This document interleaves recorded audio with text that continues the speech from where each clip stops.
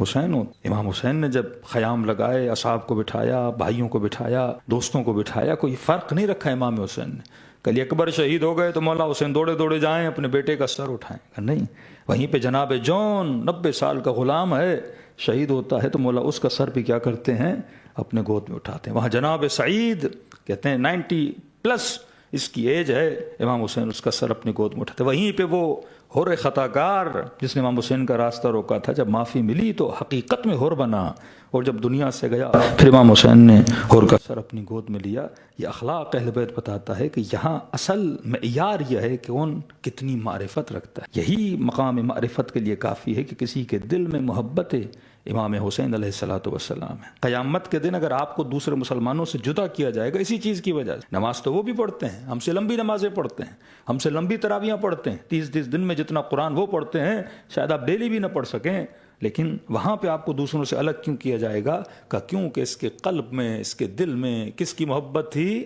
محمد اور آل محمد کی محبت. تو اگر اعلیٰ سے نسبت ہو تو آپ اعلیٰ بن جاتے ہو، اگر اچھے سے نسبت ہو تو آپ اچھے بن جاتے ہو. ابھی آپ نور میں بیٹھے ہو، روشنی پڑ رہی ہے تو چہرہ روشن ہے، لائٹ چلی جائے گی چہرے اندھیرے پڑ جائیں گے. تو جتنا انسان نور کے قریب جاتا ہے نورانی بنتا ہے، اور نورانی تبھی بنو گے تخلقوا باخلاق اللہ، جب تک اہل بیت اور خدا کے اخلاق میں انسان اپنے آپ کو ڈھال نہیں دیتا. کیوں فرمایا کہ اے شیعو کونوا لنا زینا ولا تکونوا لنا شینا، ہمارے لیے باعث زینت بننا، کبھی باعث ذلت نہ بننا. کہ مولا کیا مطلب کہ اگر کوئی تمہیں دیکھے تو یہ کہے جب علی کا شیعہ ایسا ہے تو اس کا امیر المؤمنین کیسا ہوگا. تجھے دیکھ کر ہماری تعریف ہو. سلمان سید نہیں ہے لیکن فرمایا سلمان منا اہل البیت، یہ ہم اہل بیت میں سے. پوچھا کہ مولا سید نہیں پھر بھی آپ کہہ رہے ہم اہل بیت میں سے ہے. کہ اس کا مطلب یہ ہے کہ تو جب سلمان کو دیکھے گا تجھے تب علی کی یاد آئے گی. جس کو دیکھ کر علی کی یاد آئے، جس کو دیکھ کر خدا کی یاد آئے. مسجد کی قدر و قیمت کیوں ہے؟ آپ آفس میں جاتے ہو خدا اتنا یاد نہیں آتا، گھر جاتے ہو شاید خدا اتنا یاد نہ آئے، لیکن جیسے مسجد میں آتے ہو کس کی یاد آتی ہے؟ اللہ کی یاد آتی ہے. امام باڑے میں جاتے ہو کس کی یاد آتی ہے؟ امام حسین کی یاد آتی ہے. تبھی یہ جگہ کیا بن جاتی ہے؟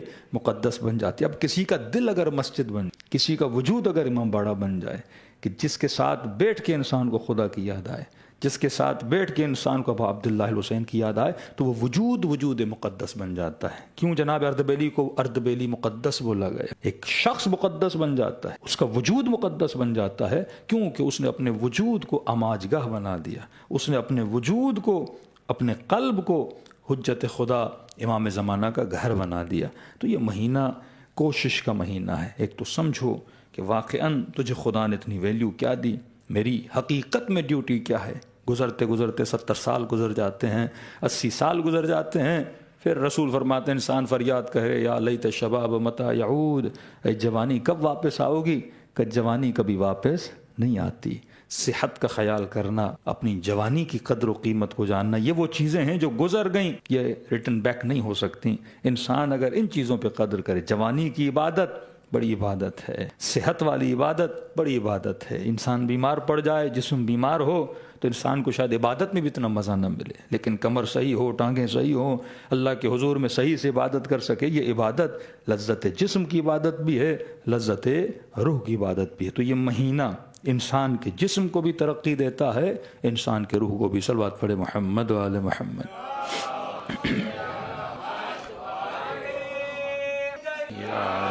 یہ مہینہ عبادت کا مہینہ، اور انسانوں کو خلق کیا گیا کس چیز کے لیے؟ مقصد عبادت کے. آج تھوڑا سا اشارہ کرتا ہوں، تفصیل انشاءاللہ آپ کی خدمت میں ہے، کل جائیں گے. عبادت ہے کیا؟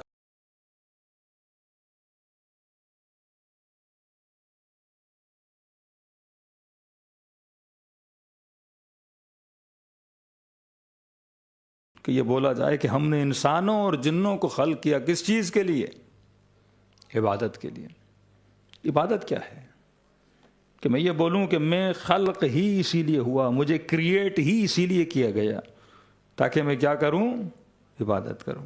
کہیں ایسا تو نہیں میں 70 سال سے جس چیز کو عبادت سمجھ رہا ہوں عبادت ہوئی. میں جس چیز کو سمجھ رہا ہوں، آج 1 ارب کے قریب مسلمان ہے تو نماز پڑھتا ہے. نماز پڑھے گا تو کوئی نماز ہے جس میں سورہ حمد نہ ہو؟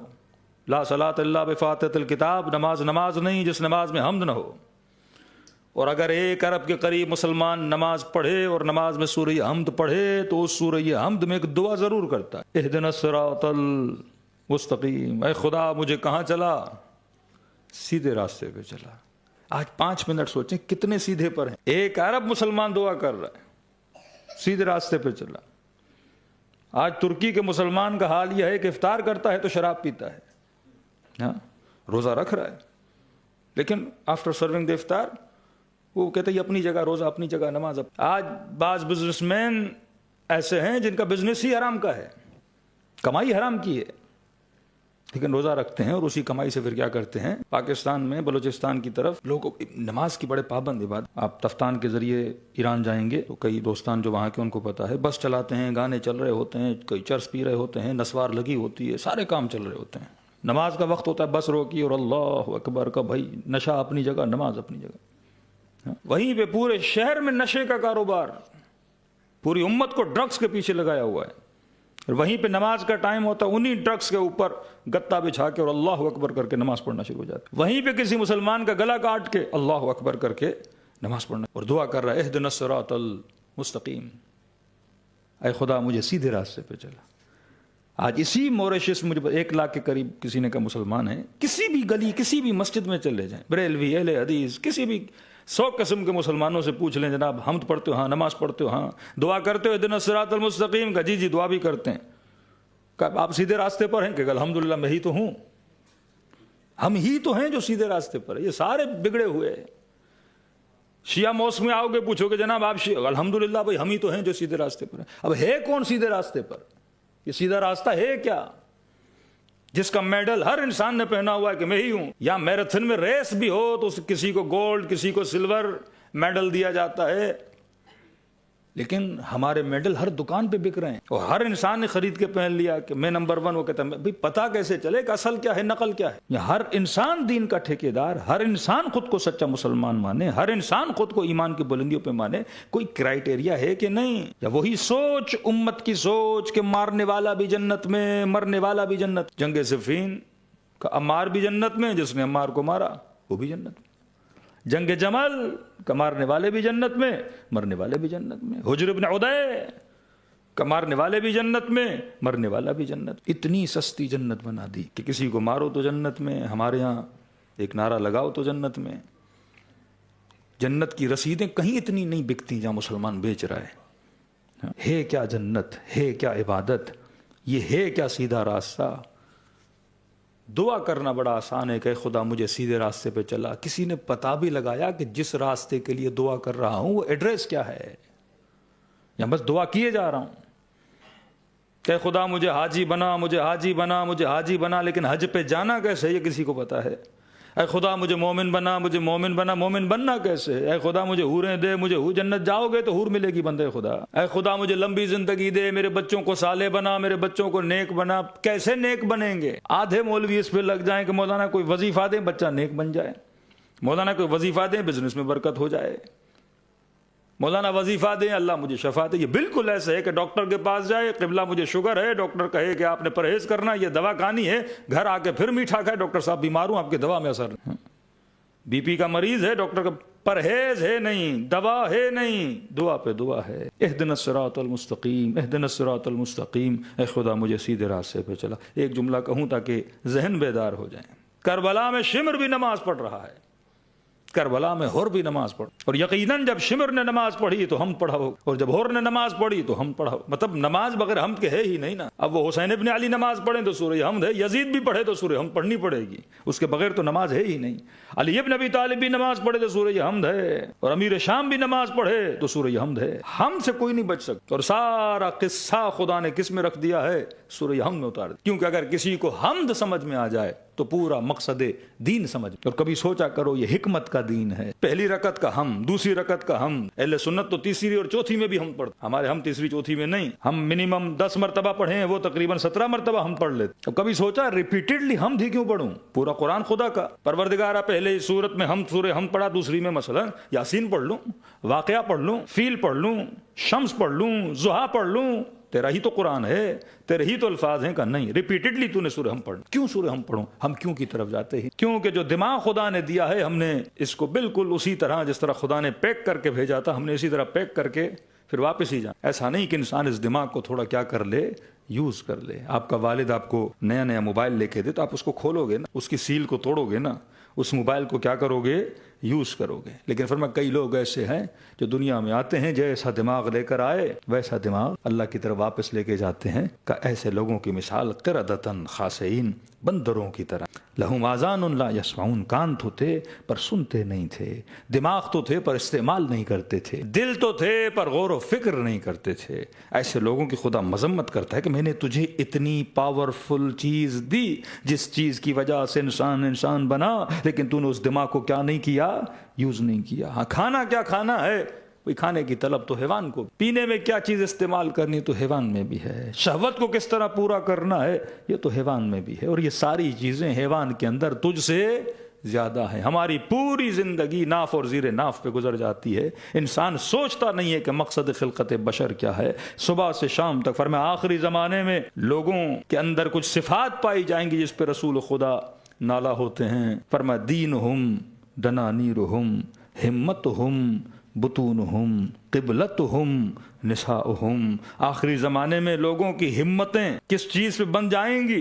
شکم پہ بن جائیں گی. ابھی رمضان آ رہا ہے، ساری کمر ہمت باندھیں گے افطاری میں کیا کھانا ہے. صبح سے شام تک لسٹیں بنیں گی افطاری میں. کل میں حکمت روزہ بتاؤں گا، پھر پتہ چلے گا کہ اگر حکمت ہی پوری نہیں تو روزہ صرف پیٹ کا روزہ ہے، اس میں ذرہ برابر روحانیت ملنے والی نہیں ہے. صبح سے شام تک ہمت یہ باندھی ہوئی ہے، کھانا کیا کھانا ہے. یعنی صبح سے شام تک جو حکمت روزہ چلتی ہے وہ افطار پہ پوری حکمت کا ستیہ ناش ہو جاتا ہے. کسی نے کہا مولانا ماہ مبارک میں اموات بڑی ہوتی ہیں مسلمان. کسی نے کہا بڑے خوش نصیب لوگ ہیں کہ رمضان کے مہینے میں خدا بلا رہا ہے. میں نے کہا خدا آپ کے مرنے کا شوق نہیں رکھ. کوئی کربلا میں مر گیا کہ بڑا خوش نصیب تھا، امام حسین نے بلا لیا. سوچو تو صحیح، مولانا بھی بلایا ہے، خود زبردستی کیا ہے. وہ تو کہتے ہیں دعا مانگو طول عمر کی، کہ مومن جتنی لمبی زندگی جیے گا اتنی اپنی آخرت کو زیادہ کیا کرے گا؟ بنائے گا. ہاں، چوتھے امام کی ایک دعا ہے کہ خدا اگر میری لمبی زندگی سے مجھے جہنم ملتی ہے تو اس سے اچھا ہے مجھے جہنمی بننے سے بچنے کے لیے موت دے دے. لیکن اگر وہ مجلس سنے، نماز پڑھے، عبادت کرے، خدمت بشر کرے، اس کی تو جتنی لمبی زندگی ہو اتنی مرتبہ کربلا جائے گا، زیارت امام حسین کرے گا. یہ سوچنا چاہیے کہ اگر ہم مرتے بھی ہیں تو کیوں مرتے ہیں؟ کیا وہ میری حتمی موت تھی یا میری معلق موت تھی؟ کیا وہ موت تھی جو خدا نے مقرر کی ہوئی تھی، یا وہ معلق موت تھی جو میں نے اپنے ہاتھوں سے اپنے آپ کو نرق میں اتارا، اپنے ہاتھ سے اپنی زندگی کو، اپنے بدن کو کیا کیا؟ تباہ و برباد کیا. کیوں خدا کہتا ہے وَلَا تُلْقُوا أَيْدِيَكُمْ إِلَى التَّهْلُكَةِ؟ انسان خود کو ہلاکت میں نہ ڈالو. اب ہلاکت کھانے کی وجہ سے بھی ہو سکتی ہے، وہ ہلاکت صحیح زندگی گزارنے کی وجہ سے ہو سکتی ہے. یہ میرے ہاتھ میں ہے میں کیسی کوالٹی آف لائف گزارتا ہوں.